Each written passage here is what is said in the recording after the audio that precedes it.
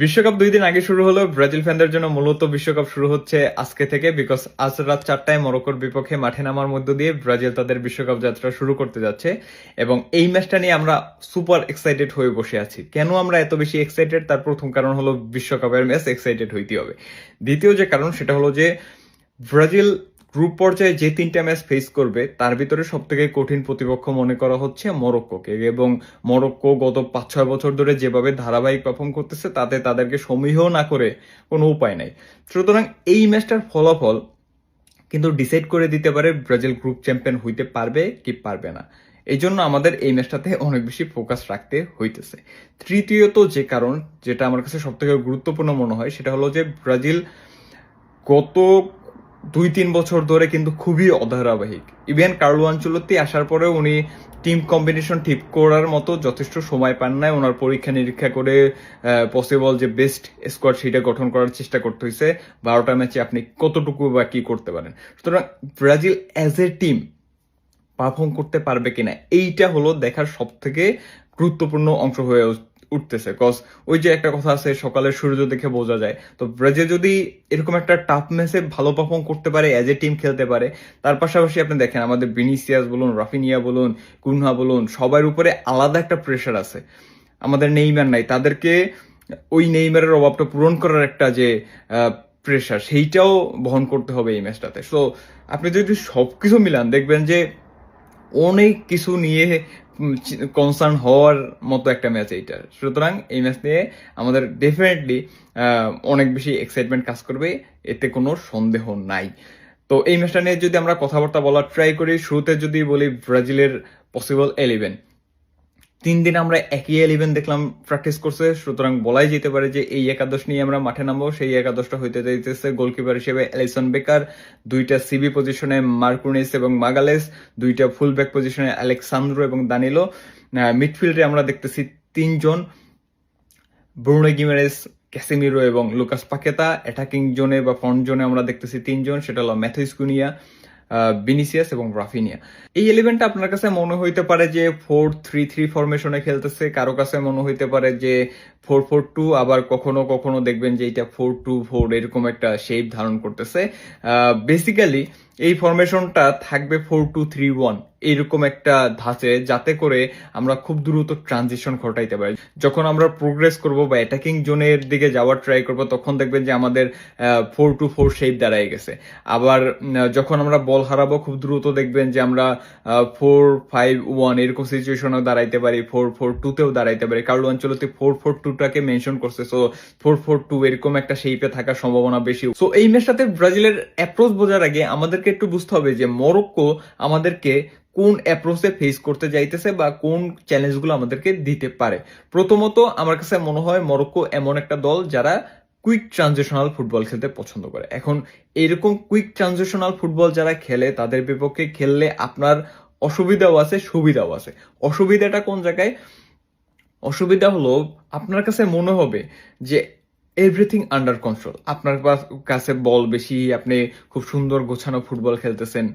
আপনার আস্তে আস্তে করে নিজের ভিতরে একটু আত্মতুষ্টি কিংবা ওভার কনফিডেন্স বিল্ড আপ হওয়া শুরু করবে, আমরা রিল্যাক্স আছি।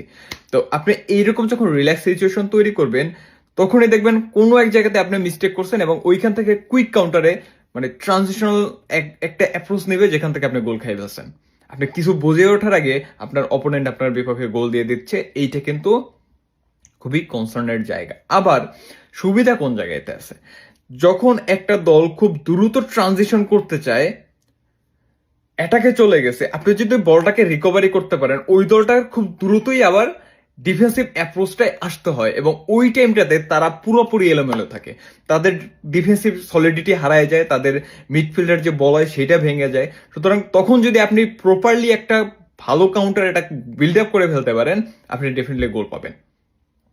তার মানে আপনাকে যেমন নিজেকে আত্মতুষ্টির থেকে দূরে রাখতে হবে, তেমনি আপনাকে সতর্ক থাকতে হবে যখন অপোনেন্ট আসতেছে তার সাথে সাথে যেন আমরা প্রপার একটা কাউন্টার অ্যাটাক বিল্ড আপ করতে পারি। সুতরাং আমরা মোটামুটি একটা ধারণা পেয়ে গেছে যে আমাদের অপোনেন্ট আমাদেরকে কি চ্যালেঞ্জ দিবে। এবার ওই চ্যালেঞ্জটাকে আমরা কিভাবে মোকাবেলা করে নিজেদের জয় ছিনিয়ে আনতে পারি সেই দিকে আলোচনায় যাই। দেখেন, আমাদের ফরমেশনটাই আগেই বললাম, কার্লো আনচেলত্তি বলছে 4-4-2। এখন এই 4-4-2-তে আমরা শুরুর দিকে দেখব যে রাফিনিয়া এবং কুনহা এই দুইজন টপে আছে এবং ভিনিসিয়াস একটু ওয়াইড উইং এ খেলবে এবং লুকাস পাকেতাকে আমরা রাইট উইং করিডোরটাকে মোটামুটি কাভার করতে দেখব। এখন এই অ্যাপ্রোচটা ততক্ষণ ঠিক থাকবে যতক্ষণ আমাদের পায়ে বল থাকবে, কজ ভিনিসিয়াসকে তখন আমরা টপে পাঠাবো না।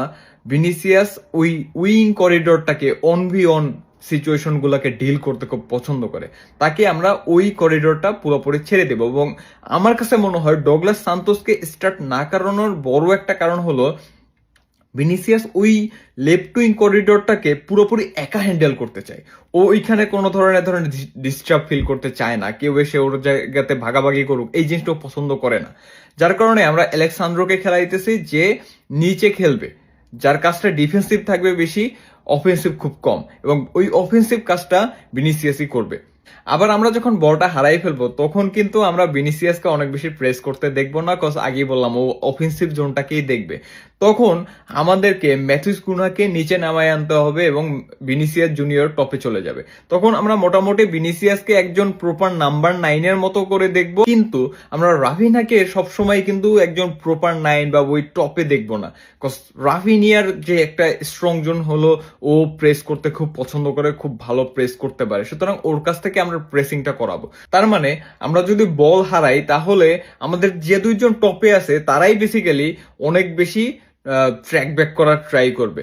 এবার যদি আমরা খেয়াল করি মিডফিল্ড পজিশনে ক্যাসিমিরোর যে কাজটা থাকবে ও হবে একটা মোটামুটি সুইপারের মতো কাজ করবে, যে বলগুলোকে অপোনেন্টের যতগুলো অ্যাটাক আসবে সেইগুলোকে ডিস্ট্রয় করার ট্রাই করবে, বলগুলোকে প্রোগ্রেস করতে হেল্প করবে, এবং যখনই আমরা বল হারাবো সাথে সাথে একটা থার্ড সেভের মতো রোল প্লে করবে। আর ব্রুনো গিমারেস ও থাকবে মাঠের ভিতরে সব থেকে অ্যাক্টিভ ফুটবলার, যার কাছ থেকে আপনি দেখবেন যে সে হাই প্রেসিং করবে, যে ডিফেন্স করবে, যে প্লে মেকিং করার একটা ট্রাই করবে। তার মানে আমাদের মিডফিল্ড থেকে কিন্তু দুইটা বা ডাবল পিভটের মতো অবস্থা আমরা দেখবো না, যদিও আমরা 3জন মিডফিল্ডার খেলাইতেছি। আমরা সিঙ্গেল পিভটই ক্যাসেমিরোকে ওই একটা ডিফেন্সিভ সলিডিটি দেওয়ার ট্রাই করব, এবং ব্রুনো গিমারেজের যে এনার্জেটিক পারফরমেন্স বা এনার্জেটিক একটা রোল এইটাকে আমরা মাঠের ভিতরে প্লে করার ট্রাই করব। আর আমাদের লুকাস পাকেতার যে রোলটা এইটা খুবই ইন্টারেস্টিং। ওকে কখনো দেখবেন রাইট উইংটা কভার করতেছে, কখনো দেখবেন প্লে মেকিং করতেছে, কখনো দেখবেন লিঙ্ক আপ করতেছে উইথ দ্য ফরওয়ার্ডস, আবার কখনো কখনো দেখবেন লেফট উইংয়েও চলে যেতেছে। তার মানে আমাদের এই ম্যাচটাতে মোটামুটি একটা ফ্রি রোল এবং সব থেকে গুরুত্বপূর্ণ রোল বলা যাইতে পারে পাকেতা পাইতে যাইতেছে, যেটা ওর জন্য মানে ও যদি ডেলিভার করতে পারে ব্রাজিলের জন্য ম্যাচটা বের করা অনেক বেশি সহজ হয়ে যাবে। আর ডিফেন্সিভ জোন থেকে আমাদের দুইটা সিবি, আমি যদি বলি যে দুনিয়ার সব থেকে সেরা জুটি এইটা মানে ন্যাশনাল টিমের দিক থেকে, তাহলে ওটা খারাপ বলা হবে না বেসড অন কোয়ালিটি বা ক্লাব পর্যায়ে পারফরমেন্স। কিন্তু সমস্যা হলো যে এই দুইজনের ভিতরে কিন্তু সেইভাবে মানে কম্বিনেশন নাই। এরা কার্লো আনচেলত্তির 12টা ম্যাচের মধ্যে মোস্ট প্রবাবলি 2টা ম্যাচ খেলছে, কিন্তু আশাব্যঞ্জক বিষয় হলো ওই 2টা ম্যাচে ব্রাজিল আবার গোল কনসিড করে নেয়, এবং মাগালেজ যখন থাকে তখন মার্কুনেসের ভুল করার সম্ভাবনাটাও কমে। তো ওই জায়গা থেকে আমরা একটু আত্মবিশ্বাসী হইতে পারি। এখন যে 2টা ফুলব্যাকের কথা আলাদাভাবে বলতে হয়, তার ভিতরে তো সান্দ্রোর কথা বললাম যে ভিনিসিয়াস ওই করিডোরটা একাই ডিল করতে চাইতেছে, যেহেতু একা ডিল করতে চাইতেছে আমাদের ডিফেন্সিভ সলিডিটির চিন্তা করে সান্দ্রোকে খেলানো হইতেছে। যেমনটা আমরা রিয়াল মাদ্রিদে দেখতাম, মেন্ডিকে কিন্তু ওই ডিফেন্সিভ সলিডিটি বা থার্ড সিবি ওরকম একটা পজিশন দেওয়া হইতো। এখন দানিলোকে নিয়ে তো সবার অভিযোগ, দানিলোকে খেলানোর পজিশনটা আমি কোনোভাবেই গ্রহণ করতে পারতেছি না। সেটা দরিবালের আমল থেকে বা তিতেদের আমল থেকে আমি দানিলোর এই কলটা কোনোভাবেই মানে পছন্দই করতাম না। কিন্তু এই ম্যাচটাতে দানিলোকে খেলানোর যে একটা ডিসিশন সেইটা একদিক থেকে সেন্স মেক করে, সেটা হলো যে মরক্কোর যে উইং সাইড এইটা কিন্তু খুবই শক্তিশালী। এদের ব্রাহিম দিয়াজের মতো ফুটবলার আছে, হাকিমির আছে, এরা কিন্তু আপনার উইং থেকে অনেক বেশি অ্যাটাক সানাবে। এখন এই জায়গাতে আমরা যদি এমন কোনো উইঙ্গারকে ফুলব্যাককে খেলাই যে ওই পজিশনে একেবারে ইউজ টু না, তার জন্য কিন্তু এখানে একটা ব্লেন্ডার করার সম্ভাবনা আছে, সেখানে গিয়ে তাল গোল পাকায় ফেলতে পারে। এখন ওই যে একটা ভয়, ইভানেস ওইখানে গিয়ে একদম উপর উঠে গেল, নিচে নামতে ভুলে গেল বা নিচেই দাঁড়ায় থাকলো, এই যে একটা সমন্বয়ের বিষয়, এইটা খুব সম্ভবত কার্লো আনচেলত্তিকে একটু হলেও চিন্তিত করছে বলে একটু অভিজ্ঞতার দিকে চলে গেছেন। যদিও এইটাই আমার মনে হয় না কার্লো আনচেলত্তি পুরোপুরি খুশি, উনি ওয়েসলির উপরে অনেক বেশি ভরসা করতেছিলেন। সো দানিলোকে বেসিক্যালি খেলানো হইতেছে ওই আগে খেলতো ওইরকম একটা অভিজ্ঞতার কথা চিন্তা করে, যদিও এটা এক প্রকার জোড়াতালি হয়ে যাইতেছে। তারপরও এই ম্যাচটাতে মরক্কোর ইজালজলি না থাকার কারণে মোটামুটি দানিলো আর অ্যালেক্সান্দ্রো একটু স্বস্তিতে থাকতে পারবে বলে মনে হয়। তবে ওদের ইজালজলি না থাকায় যেমন ওদের ক্ষতি আছে, তেমনি আমরাও অস্বস্তিতে ভুগবো, কজ আমাদের নেইমার এই ম্যাচটাতে খেলতে পারতেছে না। এখন এই টাইপের দলের বিপক্ষে মরক্কো যেভাবে কুইক ট্রানজিশনাল ফুটবল খেলে, তারা কিন্তু ডিফেন্সিভ সলিডিটি দেওয়ার ট্রাইটা বেশি করবে ব্রাজিলের বিপক্ষে। কজ যত যাই বলেন, ব্রাজিলের বিপক্ষে একটা পয়েন্ট পাওয়া মানে ওদের জন্য কিন্তু অনেক কিছু। তো একটা পয়েন্ট যদি ওরা গেইন করতে পারে, এইরকম একটা ডিফেন্সিভ সলিডিটি যদি তৈরি করে, তখন ব্রাজিলের জন্য ক্রিয়েটিভিটি খুবই দরকার হবে। এবং ব্রাজিলের যত মিডফিল্ডার এক ট্র্যাক বেশি খেলানো হোক না কেন, দেখেন আমরা এই ম্যাচটাতে কিন্তু বুঝতেই পারতেছি যে আমাদের ফুল ব্যাক থেকে কোনো ধরনের অফেন্সিভ অ্যাটাক আসবে না, এবং ওই জায়গায় থেকেই একটু ডেভেলপ করার জন্য আমরা মিডফিল্ডার একটা বাড়াইছি, অ্যাটাকার একটা কমাইছি, এবং পাকে তাকে খেলানোর মূল উদ্দেশ্য এইটা, যাতে উইঙ্গারদের সাথে ও একটা লিঙ্ক আপ করতে পারে। তার মানে নেইমার থাকলে আমাদের যে ক্রিয়েটিভিটি থাকতো, ওদের ডিফেন্সটা ভেঙে দেওয়ার জন্য যে একটা দুইটা পাস যথেষ্ট হইতো, সেইটা হয়তো আমরা এই ম্যাচটা দেখতে যাইতেছি না।